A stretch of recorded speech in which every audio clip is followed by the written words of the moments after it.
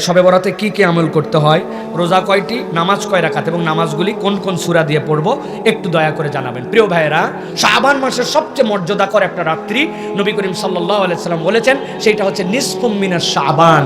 আমরা যেটা শবে বরাত বলি ওইটাই হাদিসের পরিভাষায় নিসফুম মিনাশ শাবান, শাবানের মধ্যরাত। আল্লাহ নবী বলছেন এই রাতের একটা মর্যাদা আছে। কি? আল্লাহ রাব্বুল আমিন আসমান থেকে বান্দার কাছে নেমে আসেন, এরপর আল্লাহ রাব্বুল আমিন পৃথিবীর সব বান্দাকে আল্লাহ মাফ করে দেন। সুবহানাল্লাহ বলেন। নিসফুম মিনাশ শাবানে আমল কি? নবীজি বলছেন দুইটা আমল। একটা আমল হচ্ছে তোমার জীবনে শিরিক মুক্ত হতে হবে, 2 নম্বরে মুশাহিন, তোমার অন্তরটা বিদ্বেষ মুক্ত হবে। কিচ্ছু না, কেবল শিরিক মুক্ত, বিদ্বেষ মুক্ত। আল্লাহ এই 2 অন্তরের আমলে আল্লাহ তাকে মাফ করে দেন। এখন আমি কি কোনো আমল এক্সট্রা করবো কিনা? করতে পারেন, তবে তার আগে জানতে হবে এক লোক নামাজই পড়তে পারে না, পঙ্গু হাসপাতালে শুয়ে আছে, এক লোকের ডাক্তার নিষেধ করে দিছে, তার ওষুধকে তো ইনজেকশন নিতে হয়, তার 3 ঘন্টার বেশি সে না খেয়ে থাকলে তার অবস্থা খারাপ। ওই লোক হাসপাতালে শুয়ে আছে, এখন সে কেমনে ক্ষমা পাবে?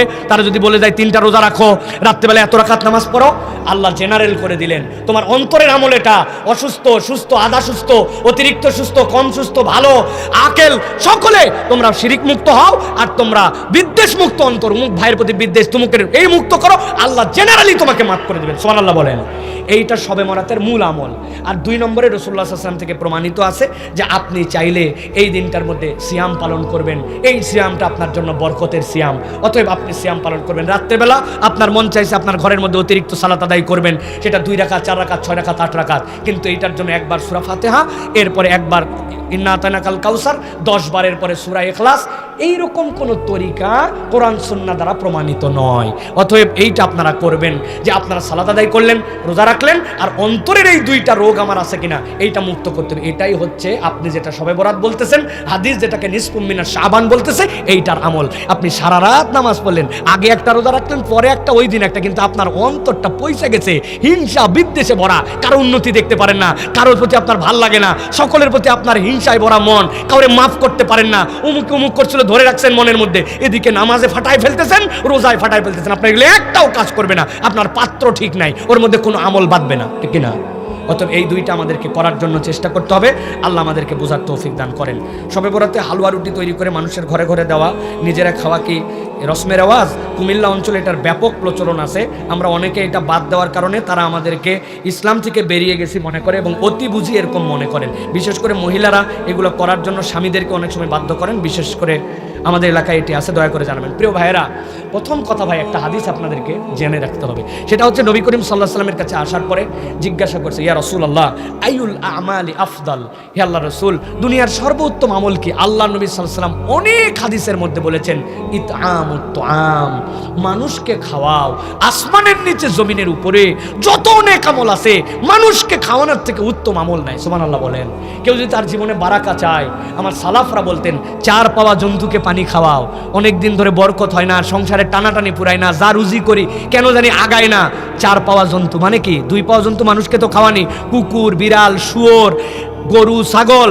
আল্লাহ নবী সাল্লাল্লাহু আলাইহি ওয়াসাল্লাম যে খাওয়াতে বলেছেন আম করে রেখেছেন ওইটা।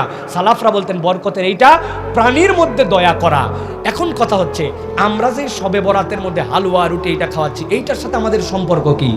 এইটার সাথে আমাদের একটা রেশমের আওয়াজ হয়েছে, এইটা খাওয়ালে মনে হয় পুরা বছর আমাদের জন্য ভাগ্য পরিবর্তন হয়ে যাবে, পুরা বছর আমাদের জন্য ভালো খাওয়ার ব্যবস্থা হবে, পুরা বছর বোধহয় আমাদের জন্য এটা একটা বিরাট বড় পুণ্যের কাজ হবে। এইটা যদি ইবাদত মনে করেন আপনি, তাহলে আপত্তি আছে। কেননা রাসূল সাল্লাল্লাহু আলাইহি ওয়াসাল্লাম সাহাবীদের যুগে, তাবেঈদের যুগে নিসফুম মিনাশ শাবান ছিল, কিন্তু ওই যুগে এই কালচার ছিল না। এখন আপনি যদি এটাকে ইবাদত মনে করেন তাহলে ঝামেলা। কিন্তু এটা যদি আঞ্চলিক একটা কিছু হয় যে হ্যাঁ মানুষ মানুষকে খাওয়ায়, সেটা সব দিনও খাওয়াতে পারেন, আপনার মন চাইছে এই দিনও খাওয়াতে পারেন। আপনার সব দিন সুযোগ হয় না, আপনি শুক্রবারে যেরকম খাওয়ান অন্য দিন খাওয়ান, এরকম খাওয়াতে পারেন। কিন্তু এইটা করলে একটা ইবাদত, এটা যে করবে না তার জন্য বিরাট গুনাহ। হালুয়া বানাতে হবে 8-10 ধরনের, এটা ইসলামের নামে অপসংস্কৃতি হয়ে যাবে। কিন্তু ইসলাম খাওয়ানোকে উৎসাহ দিয়েছে।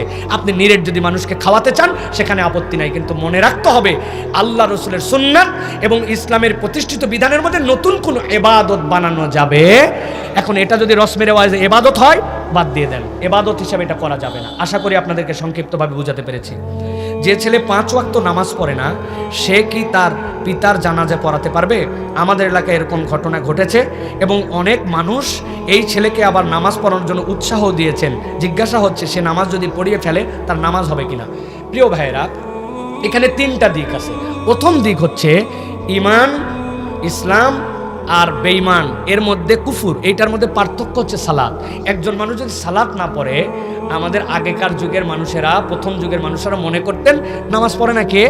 বেঈমান। যে মুসলমান আমার নামাজ পড়ে, আর মুনাফিকও নামাজ পড়তো, জানেন? আল্লাহর নবীর সাথে মুনাফিকরাও নামাজ পড়তো, মুনাফিকই করতো, কিন্তু নামাজ বাদ দিত না। তাহলে উনারা পার্থক্যটাই বুঝতেন, নামাজ পড়ে না মুসলমান না, নামাজ পড়ে মুসলমান। তাহলে আমাদের মুসলমানিত্বর চিহ্ন সালাত, এটা বাদ দেওয়া যাবে না। দ্বিতীয় কথা যেটা, পিতার জানাজার জন্য সবচেয়ে বড় হকদার হচ্ছে সন্তান। পৃথিবীর সব টাকা পয়সা দিয়ে কোনো পৃথিবীর শ্রেষ্ঠ হুজুরকে ভাড়া করেও যদি আপনি তার দিলের যে আবেগ হবে, আর সন্তানের জন্য যদি, পিতামাতার জন্য সন্তান যদি দাঁড়ায়, তার দোয়া যেটা কবুল হবে, নবীজি সাল্লাল্লাহু আলাইহি সাল্লাম বলেছেন 3 ধরনের দোয়া ফেরত দেওয়া হয় না। এর মধ্যে মজলুমের দোয়া, সন্তানের জন্য পিতামাতার দোয়া, পিতামাতার জন্য সন্তানের দোয়া, এইগুলা কবুল দোয়া, সেই হিসাবে হকদার সে। তৃতীয় কথা হচ্ছে, যেই বেটা 5 ওয়াক্ত নামাজ পড়ে না, এই বেটা যদি জানাজার নামাজে দাঁড়ায়, তাহলে পিছনে যারা নামাজি মুসলমান তার বাপের জানাজায় গেছে, তাদের অবশ্যই কিছুটা আপত্তি আসবে, ঠিক না ভাই? তুমি 5 ওয়াক্ত নামাজ পড়ো, তুমি বাবার জানাজা পড়তেছো, আমরা সকলে দোয়া করতে আসলাম, আমাদের তো দিলের কষ্ট আছে।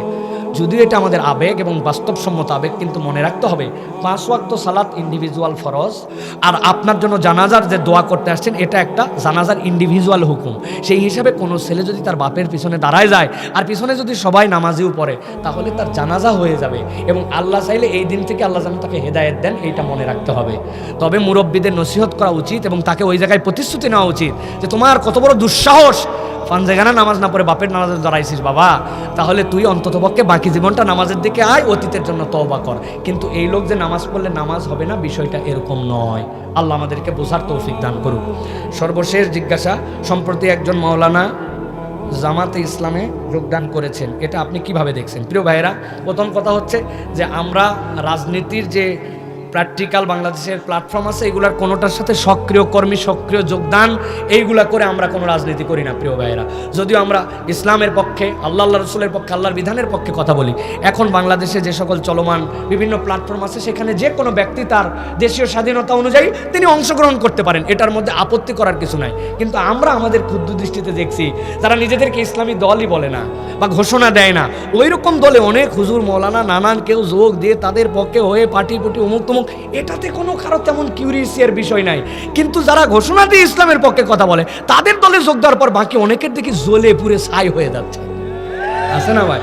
তাহলে বোঝা যায় যে আপনার অন্তরের মধ্যে অনেকের বিদ্বেষটা আছে, ওইটা দলকে টার্গেট করে, ওইটা আপনার বিভিন্ন দলের প্ল্যাটফর্মকে টার্গেট করে। সুতরাং আমাদের সকলের মধ্যেই ভুল থাকবে, ভুলের থেকে বেরিয়ে আসার জন্য চেষ্টা করতে হবে। আর যিনি যারা এরকম করে যোগদান দিবেন, তারা কেন যোগদান করেছেন তারা ক্লারিফাই করলে, তাদের অন্তর না খুঁজে তাদের মুখের বক্তব্যের উপর সন্তুষ্ট থেকে আমাদের চুপ করে যাওয়া উচিত।